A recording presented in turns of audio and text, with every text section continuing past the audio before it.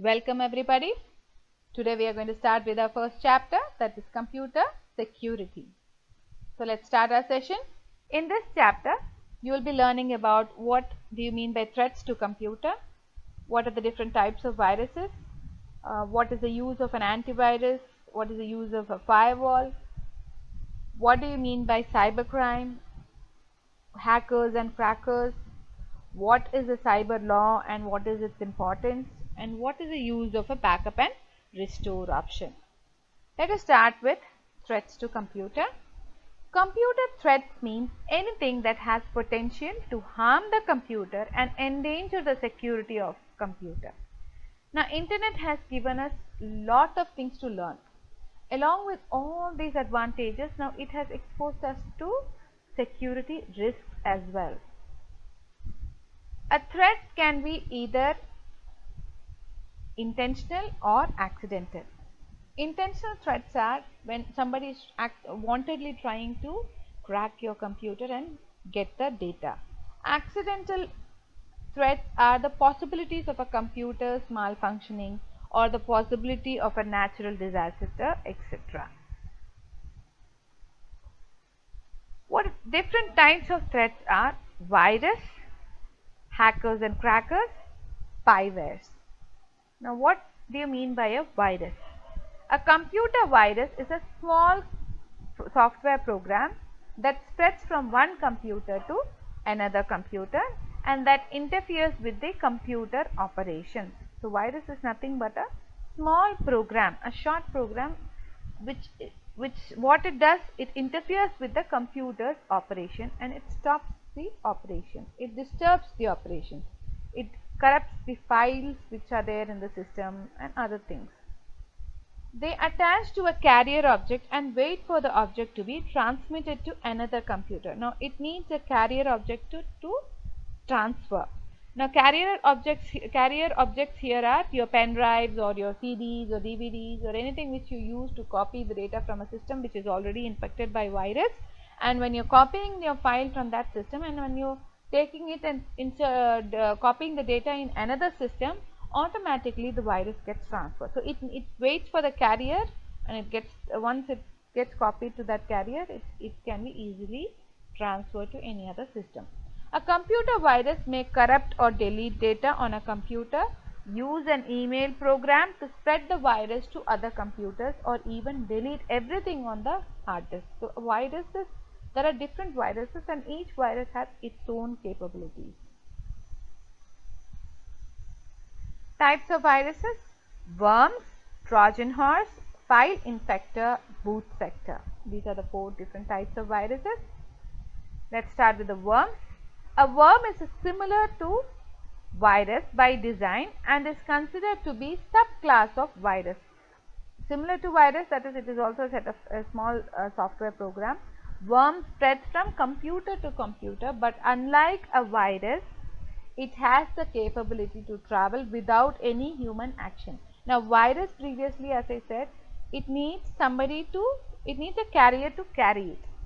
So when you insert a pen drive, you copy it, and then when you copy paste the same data to some other system, virus gets transferred to that system. But worms doesn't need any human interference itself. It has the ability to transfer itself to other system using internet. That is why we said internet, as it has given us advantages, it has exposed us to different security risks also. This is why we said so. A worm takes advantage of file or information transport features on your system. So file and information transport features in your system, which is what allows it to travel unaided, that is your internet connection. The biggest danger with a worm is its capability to replicate itself on your computer. Now the biggest danger with worm is it automatically creates duplicate copies of itself. It replicates itself in your system itself, and when something gets replicated, when a duplicate copy of the same thing is again and again created, what will happen? Automatically your system memory, hard disk, will be full. Then you won't be able to copy anything, you won't be able to do work anything in that. The one example which would be for a worm to send a copy of itself to everyone listed. So worm has the ability, as I said before, worm has the ability to transfer itself through internet. So how it transfers? If through your email ID, we always have the list of contacts in our email IDs. Say your friends, your fathers, your mothers, or anybody, all your friends' email contacts and all will be there in your email ID. What happens? This worm automatically attaches to all the contacts in your email and it sends the mail to your friends or your family members. What will happen when they open it and when they try to download? Automatically the worm gets transferred to their system. So this is how it spreads. Trojan horse. The Trojan horse at first will appear to be the useful software but will actually do damage once installed or run on your computer. Most of you would have noticed a few advertisements when you're browsing online. These advertisements claim that they are very useful software. For example, some would be for PDF to Word converter, or some would be for MP3 converters, or some advertisements show it as a computer game applications. So these are few methods by which Trojan horse try to attract people. So it is up when you are browsing, you assume that it is a very useful software and you might want to download it into your system also. But when you download it into your system and when you're trying to when you're installing it in your system, the virus gets activated and it will start damaging your system. I'm not saying that all the advertisements which are displayed online are going to be virus, but we need to be very careful when we are browsing, and we might come across such kind of advertisements also. When you check it, if you feel that it is not from an unauthorized, if it is from an unauthorized site, then we should not download it.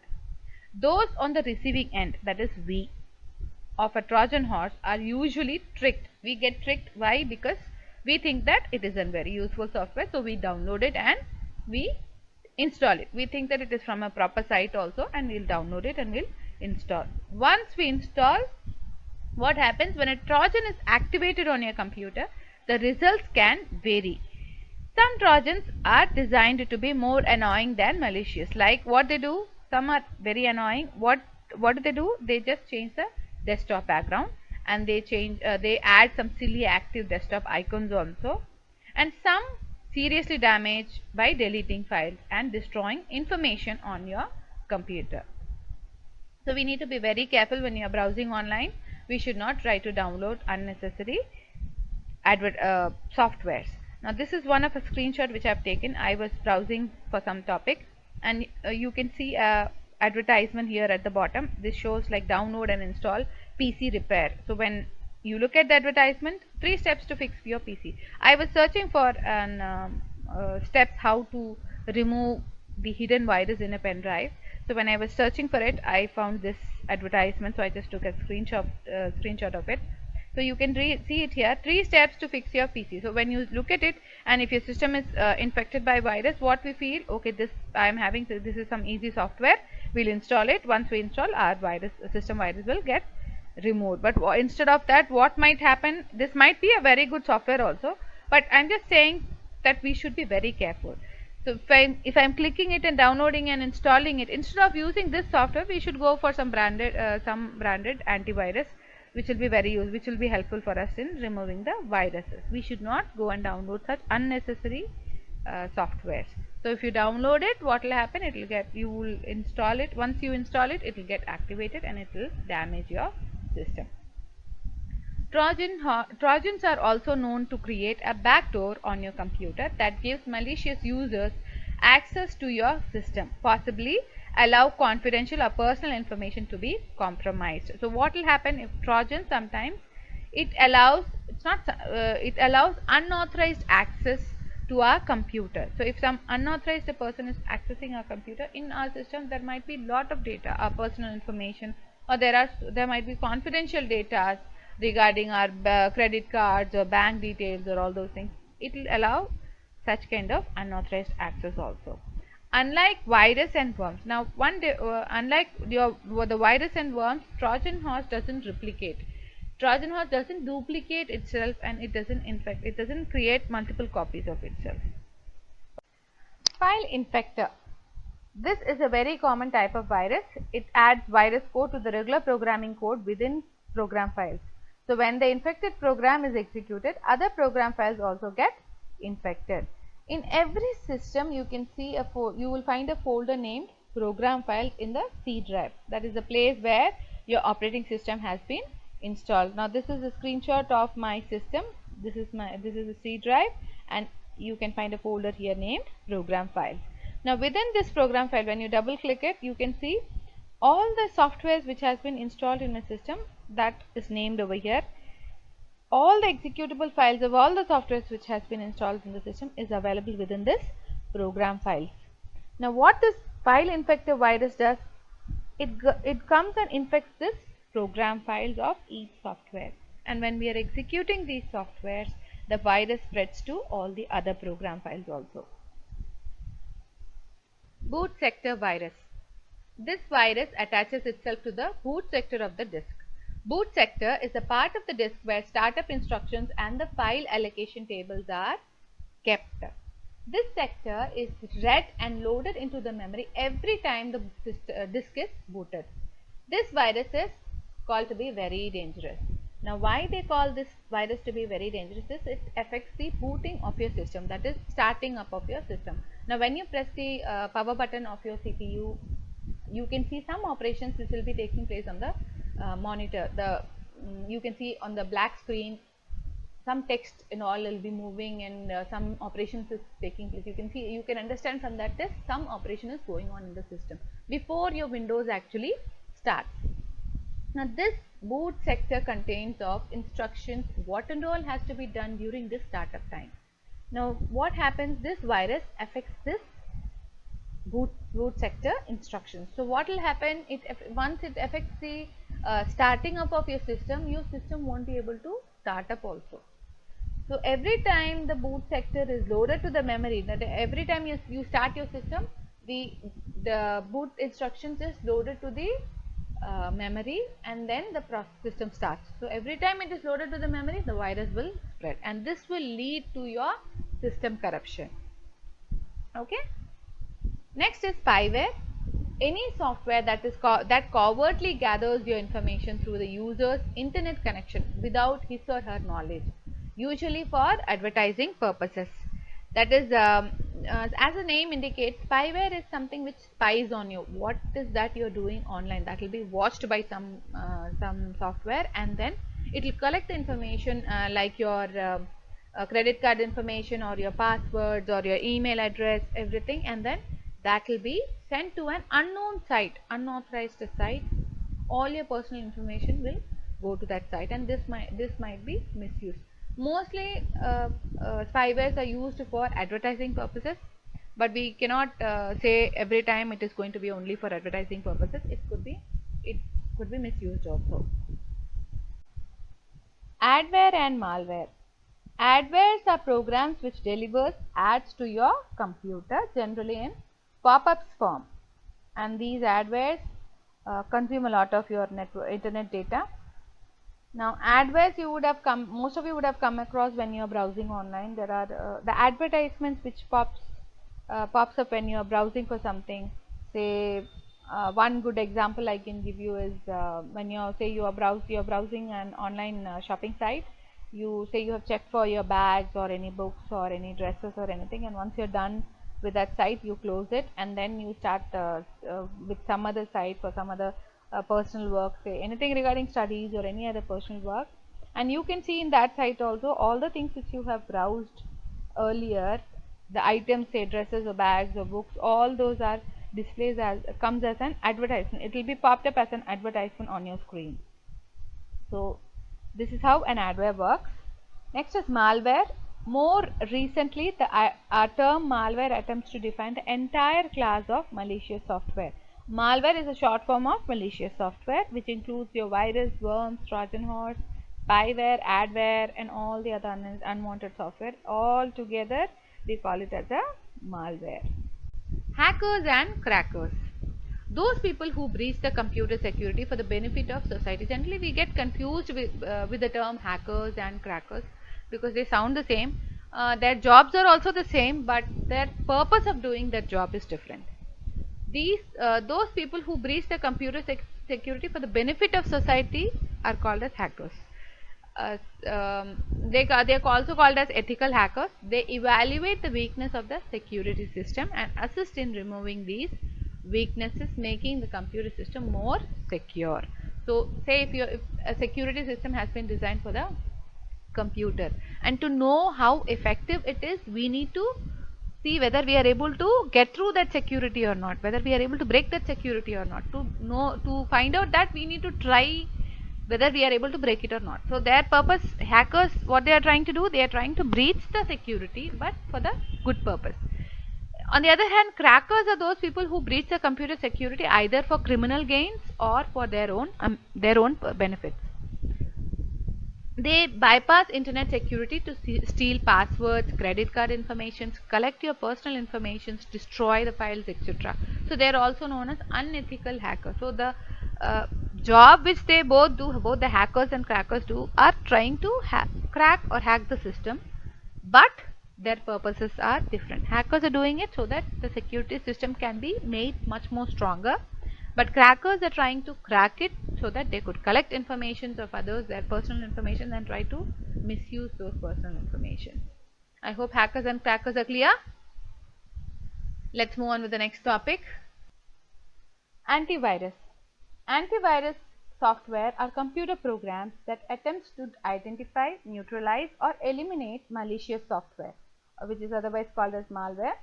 So antivirus eliminates or removes the virus, worms, Trojan horse, and other malwares which are present in your system.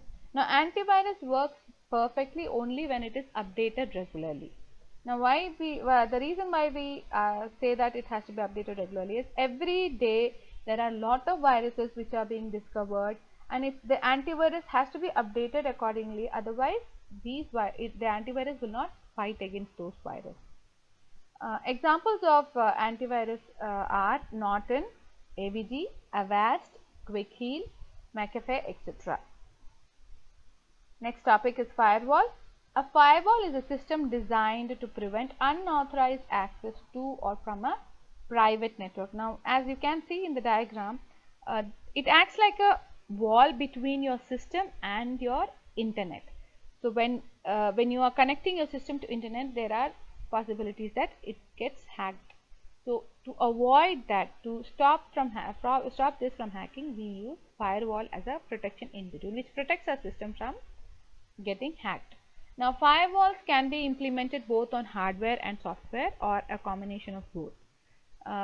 Firewall are frequently used to prevent unauthorized internet users from accessing private networks connected to the internet, especially intranets. Now let us take an example of a company which has, the company has sales department, manufacturing department, finance department, etc.